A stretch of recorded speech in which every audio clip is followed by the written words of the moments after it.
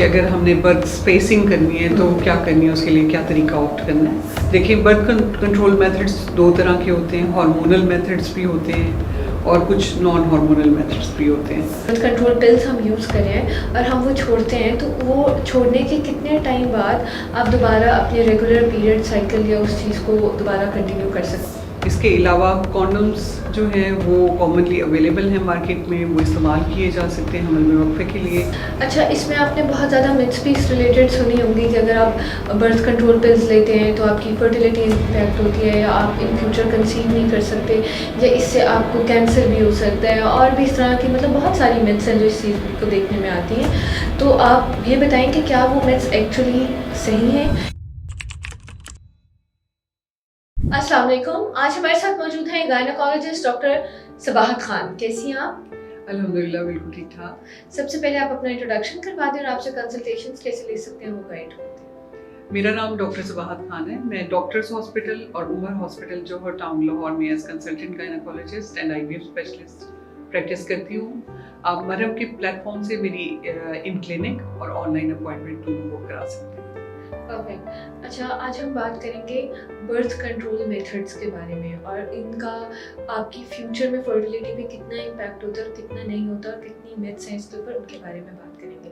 तो सबसे पहले आप ये बताएं कि बर्थ कंट्रोल मेथड्स में हार्मोनल ऑप्शंस कौन सी हैं और नॉन हार्मोनल ऑप्शंस कौन सी हैं, और हार्मोनल एक्चुअली कहते किसे और नॉन हार्मोनल ऑप्शंस किसे कहते हैं? जी, इसके बारे में अवेयरनेस कम है लोगों में। पहले तो उन्हें पता ही नहीं है कि अगर हमने बर्थ स्पेसिंग करनी है तो क्या करनी है, उसके लिए क्या तरीका ऑप्ट करना है। और जब वो ऑप्ट कुछ करना चाहते हैं तो क्योंकि उनको हर चीज़ के बारे में नॉलेज नहीं होता, तो वो अपनी मर्ज़ी से कोई यूट्यूब से देख के या कहीं सोशल मीडिया से देख के कहते हैं कि जी मैं ये मेथड अडॉप्ट करना चाहती हूँ, बगैर देखे कि कौन सा उनको सूट करता है कौन सा नहीं। देखिए, बर्थ कंट्रोल मेथड्स दो तरह के होते हैं, हार्मोनल मेथड्स भी होते हैं और कुछ नॉन हार्मोनल मेथड्स भी होते हैं। उसमें कुछ पिल्स इस्तेमाल की जाती हैं, यानी हमल में वक्फे के लिए गोलियां, जिन्हें माने हमल गोलियां कहा जाता है। इसके अलावा कुछ इंजेक्शंस होते हैं जो हार्मोन्स के इंजेक्शंस होते हैं। ये भी बर्थ कंट्रोल पिल्स में भी हार्मोन है, इंजेक्शंस में भी हार्मोन्स हैं। कुछ इम्प्लांट्स होते हैं जो स्किन के नीचे बाजू में इंजेक्ट कर दिया जाता है और उससे आपकी बॉडी में स्लोली हार्मोन रिलीज किए जाते हैं, जिसे इम्प्लेनॉन या जिडेल कहा जाता है। तो ये ऑप्शंस होते हैं। इसके अलावा इंट्रायूट्राइन डिवाइस होता है मायरीना, जो कि हार्मोनल है, जिसको यूट्रस के अंदर इंसर्ट किया जाता है। तो ये हार्मोनल मेथड्स हैं।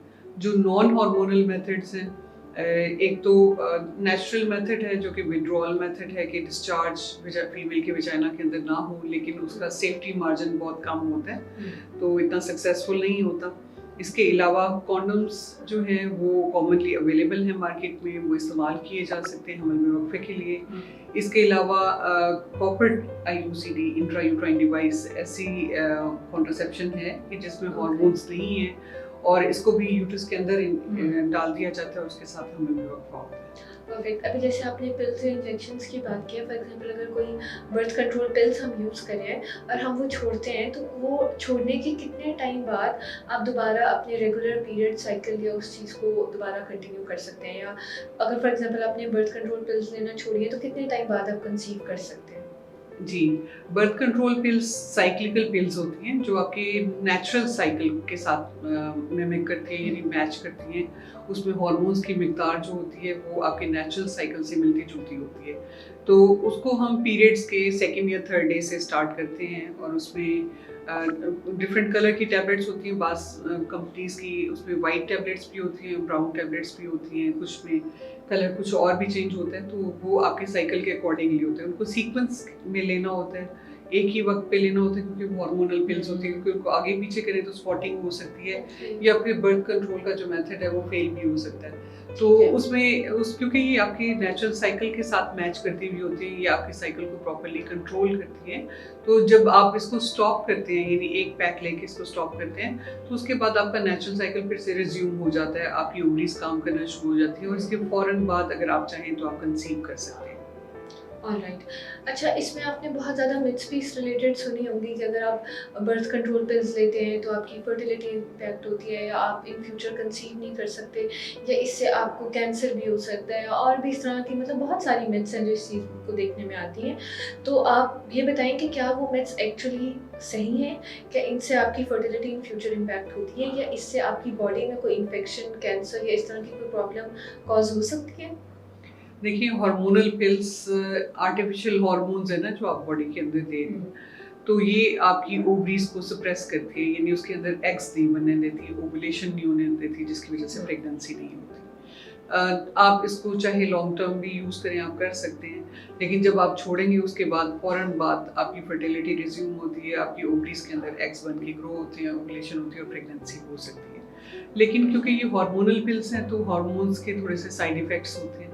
कुछ ख़वातीन जो अपनी लाइफस्टाइल को का ख्याल ना रखें, वेट गेन, ओबेसिटी जो है वो सबसे बड़ा प्रॉब्लम है। इसके अलावा क्योंकि हार्मोनल है तो इसकी वजह से डायबिटीज़ होना या ब्लड प्रेशर हाई होना, अगर आप लॉन्ग टर्म यूज़ करते हैं, शॉर्ट टर्म मेथड के लिए तो ठीक है, लेकिन अगर लॉन्ग टर्म यूज़ करते हैं तो सारी रिस्क इवैल्यूएशन होती है। इससे स्ट्रोक के इंसिडेंसेस भी रिपोर्ट होते हैं, हालांकि लो हैं, लेकिन स्टिल ये डॉक्टर के मशवरे से अपनी प्रॉपर थॉरो इवैल्यूएशन के बाद हार्मोनल पिल्स यूज़ करनी चाहिए। तो अलबत्ता ये है कि हार्मोनल पिल्स सेफ्टी मार्जिन इसका होता है और ये WHO की रिकमेंडेड हैं, तो इसमें चांसेस बहुत हाई रिस्क कॉम्प्लिकेशंस के बहुत कम होते हैं, और ये एक सेफ और इजी मेथड है जिसको आप यूज़ कर सकते हैं। ऑलराइट। उम्मीद है कि आज आपको अपने इस रिलेटेड तमाम सवालों के जवाब मिल गए होंगे, और अगर कोई गलतफहमी या मिथ्स भी आपको कोई बता रहा है तो उसकी भी क्लैरिफिकेशन मिल गई होगी। अगर इस सिलसिले में आप मज़ीद अपना कोई ट्रीटमेंट करवाना चाहते हैं या कंसल्टेशन लेना चाहते हैं तो अभी डॉक्टर सबाहत खान के साथ अपनी कंसल्टेशन बुक करवाएं। Thank you.